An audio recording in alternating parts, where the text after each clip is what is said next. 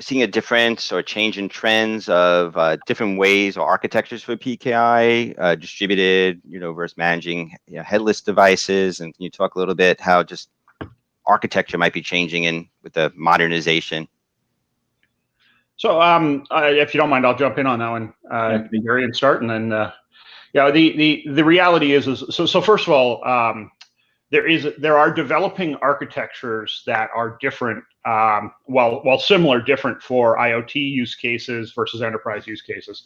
The reality is that the challenges, if you simply look at PKI as the result, which is the certificate, chances are every project you're going to do is going to fail miserably. And I'll explain that in no uncertain terms based on what I've seen, right? Too many people focus on getting a cert on a device or getting a cert on a workstation or on a server. And while that's an important part, it certainly is not the life cycle. And if you think about that initial, how do I get something on something, it's very different if it's something being manufactured versus something that's managed in the enterprise, so on and so forth. So for IoT, you really need to tear down all the basic assumptions and say, hey, we're going to use a certificate, but the life cycle, the way that gets put on the product, the way that's managed once it's on the product, is very different than it is in a traditional enterprise. And Gary mentioned the concept of root of trust, and it's a very important piece of the IoT puzzle.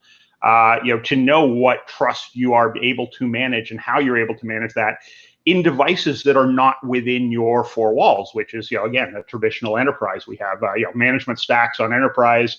We have configuration management. We have things like group policy that we can leverage. We don't have any of that in IoT. So it requires you to really think through all the minutia of what's going to happen with your product over the lifetime of your product. Which, if you're looking at vehicles and other things, you're talking about 20 years. People want their cars to last for a long time. So that does push the boundaries and therefore pushes the architectural considerations for those use cases. In the enterprise, the focus has shifted from how do I get certs to a device to how do I manage the certs once they are there. I'm a very fond believer if you don't have a certificate management problem until you issue your first certificate. And then after that, you have to manage that certificate. You have to know where it lives, how long it's going to be there, when it needs to be rotated.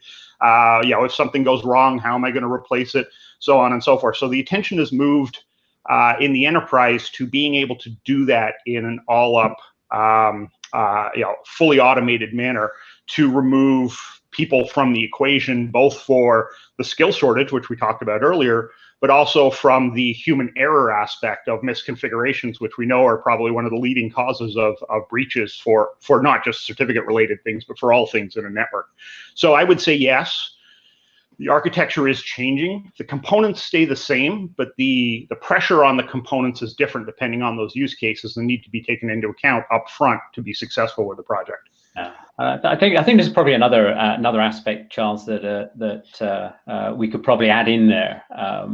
And Chris mentioned it very briefly earlier, and I think this is a really important factor for organizations to consider for the future, and that is crypto agility. If we think about where we are today, we're implementing infrastructures that use algorithms and are secure as they can be. But as we move forward, one of the things that we've got to consider is how do we secure those identities better when quantum comes along? And I think that's something that Keyfactor and Thales have been working quite hard to look at, is how do we make sure that the solutions we provide are agile and can be updated when we move into that post-quantum age.